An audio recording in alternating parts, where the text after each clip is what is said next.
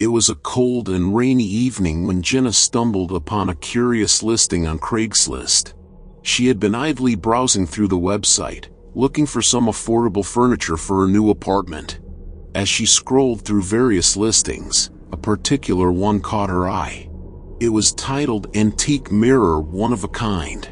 The ad had no images, just a cryptic description. Unique antique mirror available for sale. Intricate design, said to possess special powers. Price negotiable. Contact for details. Jenna's curiosity got the best of her. The lack of images and the mysterious description intrigued her. She clicked on the ad and sent a message to the seller, asking for more information. Within minutes, she received a response. The message read, "Dear Jenna, I'm glad you're interested in the mirror. It's not something I can describe easily. It's best if you come see it in person. Meet me at 55 Oakwood Drive tomorrow at 7 p.m. Don't be late." Jenna found the response slightly eerie, but her fascination overpowered her unease. She decided to visit the address the next evening, curious to see what this unique mirror was all about. As Jenna approached 55 Oakwood Drive the next evening, a sense of unease settled in the pit of her stomach. The street was dimly lit, and the rain had transformed into a light drizzle. The house in front of her seemed old and decrepit, casting long shadows in the fading light. Jenna hesitated for a moment before finally gathering the courage to knock on the door. The door creaked open slowly, revealing an elderly man with an enigmatic smile. He introduced himself as Mr. Eldridge and gestured for Jenna to come inside. The interior of the house was dimly lit, adorned with antique furniture that gave off an eerie ambience. Jenna's eyes were immediately drawn to a large mirror hanging on the wall. The mirror was unlike anything she had ever seen.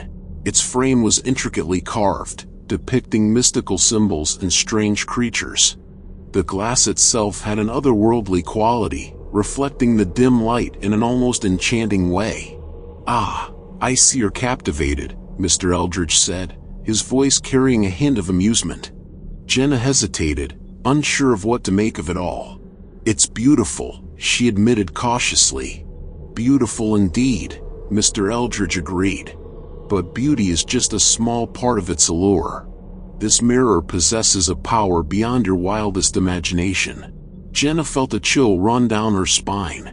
She wasn't sure if Mr. Eldridge was trying to sell her on some kind of supernatural gimmick, but she couldn't deny the strange pull the mirror seemed to have on her. "It's been said that those who gaze into the mirror are granted a glimpse of their deepest desires," Mr. Eldridge continued. "But be warned, for the mirror's gifts come at a cost." Jenna's curiosity battled with her skepticism. "What kind of cost?" Mr. Eldridge's smile deepened. "That, my dear, is something you'll have to discover for yourself." As Jenna stared at the mirror, she felt a mixture of fascination and trepidation. The idea of seeing her deepest desires was tempting, but the warnings made her wary. She had heard enough stories about deals with the supernatural going horribly wrong. "You don't have to decide now," Mr. Eldridge said, as if reading her thoughts. "Take your time. If you choose to take the mirror, I will provide you with instructions on how to activate its powers." Jenna nodded, her mind racing with conflicting thoughts. She thanked Mr. Eldridge for his time and left the house, the mirror's enigmatic presence lingering in her thoughts. For the next few days, Jenna couldn't shake the memory of the enchanted mirror from her mind. She found herself daydreaming about its promises and warnings, the allure of uncovering her deepest desires proving to be irresistible. As she navigated her mundane routine, a sense of restlessness grew within her. Unable to resist any longer, Jenna decided to return to 55 Oakwood Drive. She knocked on the door with a mixture of excitement and trepidation. Mr. Eldridge welcomed her with that enigmatic smile, as if he had been expecting her. "Are you ready to unlock the mirror's secrets?" he asked softly. Jenna nodded, her heart racing. Mr. Eldridge led her to the room where the mirror hung, and together they stood before it. He handed her a small vial containing a shimmering liquid. "This elixir will allow you to see your desires reflected in the mirror," he explained. "But remember, once you glimpse your desires, you'll be forever bound by their consequences." Jenna took a deep breath and uncorked the vial. She hesitated for a moment before tilting it into the mirror's surface. The liquid spread across the glass, creating a swirling pattern that seemed to pull her in. As the mirror's surface transformed, Jenna's breath caught in her throat. She saw herself living a life of unimaginable success, surrounded by wealth and luxury. But beneath the surface, a darkness lurked, a loneliness and emptiness that chilled her to the core. Mr. Eldridge's voice echoed in her mind, "The mirror's gifts come at a cost."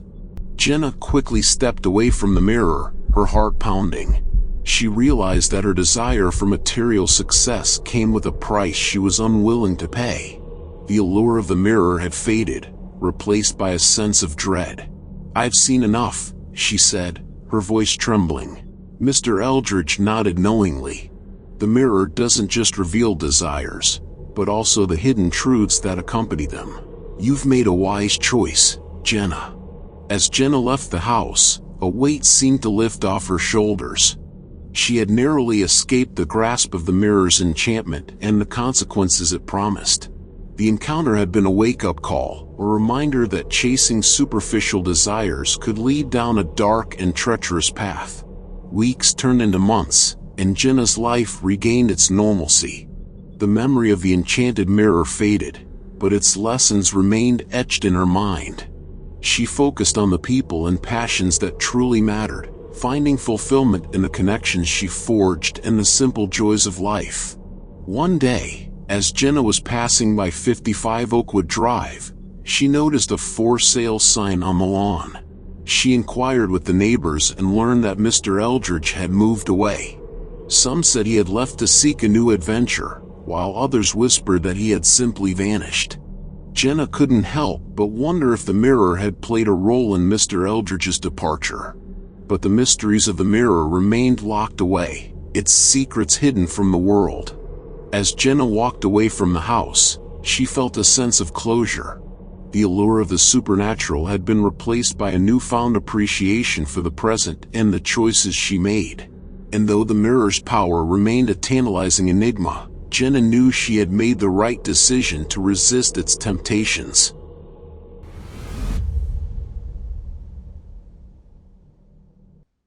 In the heart of a bustling city, where the echoes of history still whispered through the cobblestone streets, a mysterious listing appeared on an online marketplace. The title read, "Antique Princess's Ring: A Hidden Tale." Intrigued, Mark clicked on the ad, opening a portal into a world he could never have anticipated. The description detailed a ring that once graced the finger of a long-lost princess, said to possess mystical powers beyond comprehension.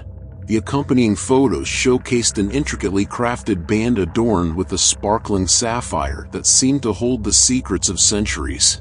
Haunted by a fascination he couldn't explain, Mark reached out to the seller, a man named Elijah who claimed to be the heir of a lineage guarding the princess's legacy.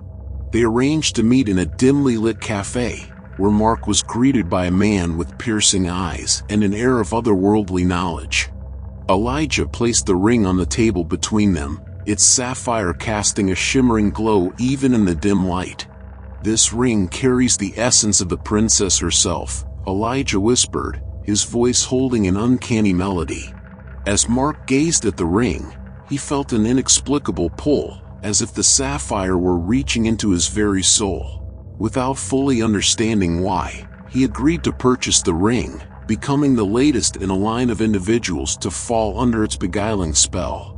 The moment Mark slipped the ring onto his finger, a shiver raced down his spine.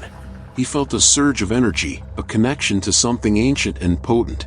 Yet, beneath the thrill, a sense of unease lingered, as if the ring's history held a darkness he couldn't escape. Over the next few days, Mark's life took an unexpected turn.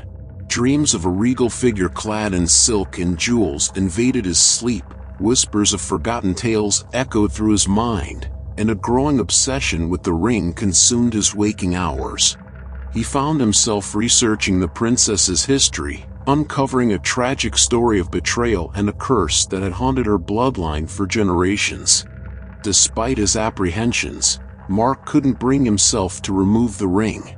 Its pull was too strong, its allure too intoxicating. He soon discovered that the ring bestowed strange abilities upon him, dreams that transcended time, visions of a world long past, and a heightened awareness of hidden truths. One evening, Mark stood before a mirror, the sapphire casting an eerie glow on his reflection. As he stared at himself, a vision overtook him, a scene of the princess, her eyes brimming with sorrow, her fate entwined with the very ring he wore. Days turned into weeks, and Mark's unease only grew. The line between reality and the supernatural blurred, leaving him questioning his sanity. In his desperation for answers, he reached out to a renowned historian, Dr. Evelyn Grant, who specialized in ancient legends. As Mark shared his story with Dr. Grant, she listened intently, her expression shifting between fascination and concern. "The ring is cursed," she declared, her voice heavy with conviction. "It holds the princess's anguish, her longing for retribution. Only by breaking the curse can you free yourself from its grip." Mark's heart raced. He knew he had to confront the ring's history, to unearth the truth and release himself from its enchantment. But breaking a centuries-old curse would not be easy, and the price of freedom was uncertain. Determined to find a way out, Mark delved deeper into the princess's tale, tracing her steps through time, and seeking the answers that lay within her legacy. As the journey led him into the heart of forgotten ruins and through the pages of ancient manuscripts, he uncovered a web of deceit, revenge, and a darkness that threatened to consume him. Mark's quest for answers had taken him to remote libraries, dusty archives, and even into the crypts of long-forgotten castles. Each step revealed a new layer of the princess's tragic tale, painting a picture of betrayal and vengeance that had spanned centuries. His research led him to a hidden chamber beneath the ruins of an ancient castle, a chamber rumored to hold the key to breaking the curse. With Dr. Grant by his side, Mark descended into the darkness, the sapphire ring glowing faintly on his finger as if attuned to the impending revelation. The chamber was lined with enigmatic inscriptions and adorned with tapestries that seemed to come alive under the flickering torchlight. At its center lay an ornate chest, its lid carved with symbols of power and mysticism. Mark's heart raced as he lifted the lid, revealing an array of ancient artifacts, each carrying echoes of the princess's legacy. Dr. Grant's fingers traced the contours of an amulet, her eyes narrowing with a mixture of awe and trepidation. "This chamber is a portal, a gateway between the mortal realm and the ethereal plane," she explained. "To break the curse, we must confront the source of the princess's anguish and offer redemption." As Mark absorbed her words, a vision consumed him, the princess standing at the center of a grand hall, a ring in one hand and a blade in the other. The blade gleamed with an otherworldly light, its power intertwining with the sapphire's magic.